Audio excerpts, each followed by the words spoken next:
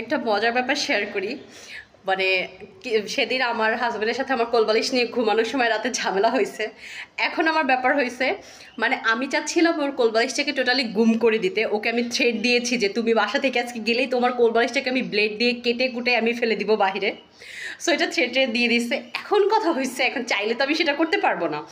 আমি ভাবলাম কোলবালিশটাকে কোথায় লুকানো যায়।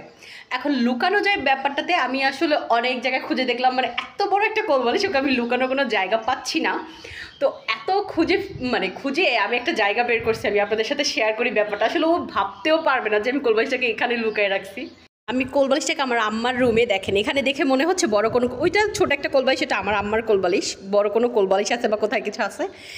এমন একটা জায়গা যে সিম্পল একটা জায়গা, আমি কোলবালিশটাকে এখানে লুকাইছি। ভাই আমি এর কোথাও জায়গা পাচ্ছি না যে এত বড় একটা কোলবালিশ এটাকে আমি কই রাখবো, মানে এত বড় কোলবালিশটাকে আমি কোথায় লুকাবো, জায়গা না পেয়ে আমি এখানে লুকায় রাখছি। ও কালকে রাত্রে বাসে এসে কোথাও এটাকে খুঁজে পায় নাই, খুঁজছে অনেক।